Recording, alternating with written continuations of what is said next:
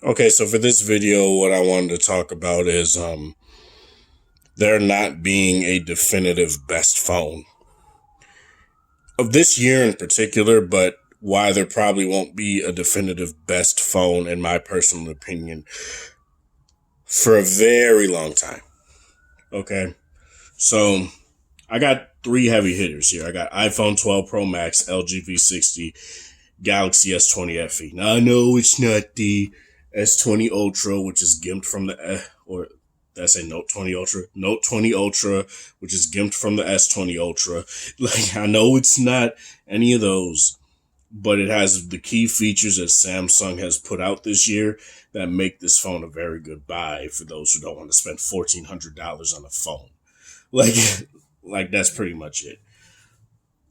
The V60, battery king, content creation monster. It's just it's just the phone that I feel completes me in particular, but completes a lot of people that want all of this like power, right? And also want a fantastic headphone jack. The iPhone it just does the job well. It does the job really well. It gets it covers the bases plus more. It has Dolby Vision. It has 4K 60 HDR, just like these phones do. This has 8K 26 frames per second. This is gimped in a few ways. You can't go into HDR10 plus, but nonetheless, it still creates fantastic video. In my personal opinion, the mics on this are great. The noise reduction, while reducing a lot of noise, it doesn't make things sound jarbled like on here. And what it does and what the iPhone does is pick up quite a little bit too much sound, so it kind of destroys me saying that the iPhone is the phone to get if you want content creation. If you're just doing this kind of video that I'm doing here, you'll be totally served by the iPhone. But in terms of, what I feel in particular, I feel LG for this kind of video is the one to go with because features. Like, it's more reliable for me personally. I've been more comfortable with it. I've used it more often than these two. And with how LG does their manual video mode, I feel more comfortable using that day to day than say even Samsung, which I have a little bit of issues with. It's a little bit finicky sometimes, but it definitely does the job. The iPhone, again, you guys know I'm an Android user. Obviously, I got what 3, 4 Android phones. And this phone is really nice. A lot of people don't like the gold because the back isn't gold. It's more of like a pearlish, whitish, pinkish thing. But to me, this looks really nice. I thought it would look kind of bad. It's only really the stainless steel band. I don't like the stainless steel band. It gets very fingerprint prone, and I don't like that. But I do like the flat sides, so that's a compromise I'm willing to take. Willing. That's a compromise I'm willing to take. Um, there's no definitive best phone of this year in particular because all of these can do these things well. And I will be coming up with a night video for the V60. I never did that. I started that with the S20 FE just because I wanted to see, and I just got the phone that night, so I wanted to see what it can do. So I did that. Did it on the iPhone 12 Pro, not the 12 Pro Max. So I'm going to do it on the 12 Pro Max as well, just to see what it can do. But yeah, in terms of flagships, you can't go wrong with any of these. People say LG doesn't get bought. Yeah, because apparently we made this sort of like Mephisto like deal where people could only like Samsung and Apple phones, right?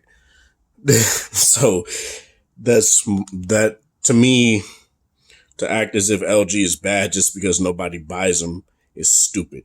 Nobody buys Sony phones yet. Everybody creams over them, right? Nobody buys Huawei phones in the US, man, because they can't. But everybody still creams over those, right? So why is it when LG can be in the conversation, they just get trounced. Can you tell me that?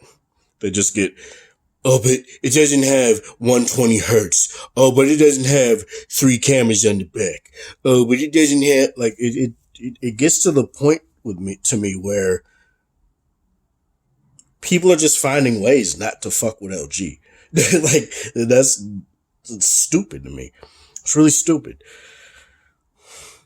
You say the iPhone is the best for video creation, but my V60 stomps it in terms of video rendering and overall output. I feel is pretty much equal. There are some issues that people in my comments have been saying where the iPhone 4K 60 video kind of looks like it's lagging with its exposure compensation. I didn't necessarily notice that, but people have been saying that in my comment section. Every time I put a V60 video up and I'm comparing it with another phone, people tend to prefer the V60 video. It's not as if I hate other phones, right? Because I wouldn't have these two phones if I hated Apple and I hated Samsung. I've been a Note user since the Note 3. I have a Note 10 that doesn't work, but, well, it works, but I got to get the battery fixed so it can actually charge. But I've been using Samsung phones alongside my V-Series phones since the V-Series has been around. So this isn't me trying to crap on Samsung because they gimped the Note 2 years in a row and just made them glorified S-Series phones with an S Pen. Like, it's not just that. When it comes to what I like, all of these phones serve me well, but why I say the V60 is still my phone of the year is because it does everything that I want it to do while still being reliable. Like, sometimes this lags.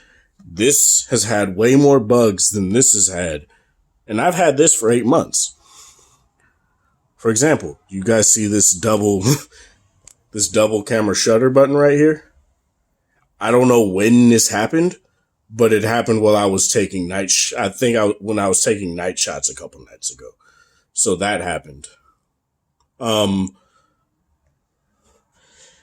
120 hertz is nice, but what happens is that it tanks the battery life. And turning down just to 60 hertz doesn't really seem to give that much battery life anyway. So 60 hertz is totally fine for me, especially when the phone is tuned for it and it feels nice. When you go down to 60 hertz on this phone, it feels terrible. It feels like it wasn't tuned for it, and that's not right. Whereas on both of these, they feel nice and smooth. Now, I have had a couple instances of lag and some bugs. Sometimes when I open the camera app on the iPhone, sometimes the screen will just stay dark. And then I have to maybe switch modes a little bit or exit it, then go back into it. But that's pretty much it. And I did not want to take a screenshot, Apple. There's been a couple bugs like that, but to me, that's not really that big of a deal.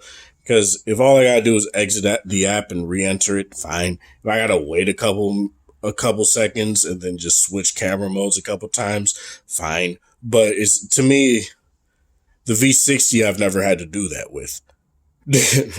Whereas on these two, I've had more bugs than I've had on any LG phone since I've been rocking LG since the G2.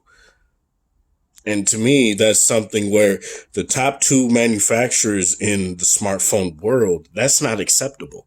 And we don't talk about this stuff. We just gush over the same 3 things that get improved every year and then slag every other manufacturer because they don't do it the same as Apple or Samsung. And to me, that's stupid. But that's all I really wanted to say with this. There's no definitive phone of the year for me because all of these do everything great. What else do you want me to say? Best point and shoot experience aside from a Pixel. Better all-rounder, though I don't really like its oversaturated and it's oversaturated look and it tends to overexpose a little bit.